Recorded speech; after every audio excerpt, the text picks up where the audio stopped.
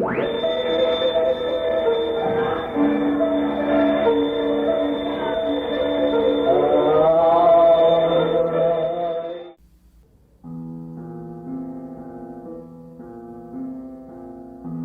hopping. Someone on here grew up in the New Jersey Eastern PA area and remembers a late-night program called Natas, Liah.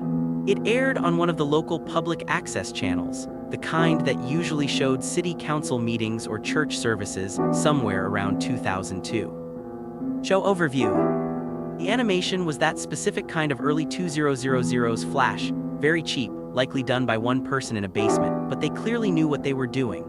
The character movements were tweened so they slid across the screen without their legs moving, and the mouths were just simple shapes that swapped out. It gave the whole thing this sterile, mechanical feeling that was incredibly off-putting. The show followed a boy named Liah. He lived in a quiet town where the sky was always a dull, bruised purple. Liah was a very helpful child. He wore a bright red sweatshirt and had these huge, unblinking eyes that the animator clearly spent the most effort on.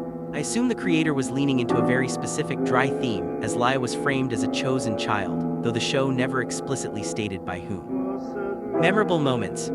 What stood out to me was how polite Liah was, even when the scenarios were bizarre.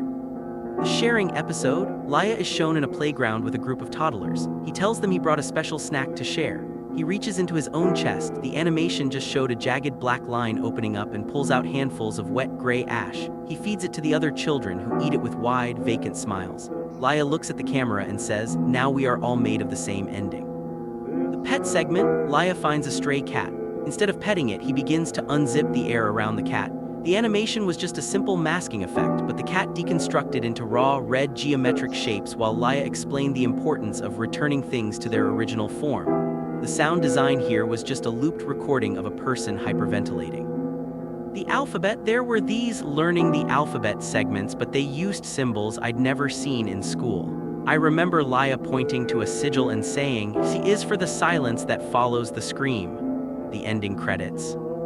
The credits were just a list of names, most of which were just Liah scrolling over a live-action feed of a forest at night. The music was a single high-pitched violin note that would slowly slide out of tune. Right before the feed cut to static, a voice would whisper your zip code. I thought it was a cool, interactive trick at the time, though I still don't know how they pulled it off for a broadcast. Edit the phone number. I just remembered the commercial breaks. Since it was public access, they didn't have real ads. Instead, a blue screen would appear with white text that said, "For guidance, a number I can't remember."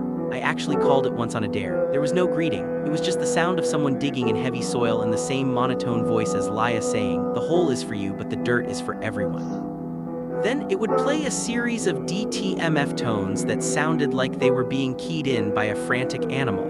I hung up when I realized the tones were repeating the rhythm of my own home phone number.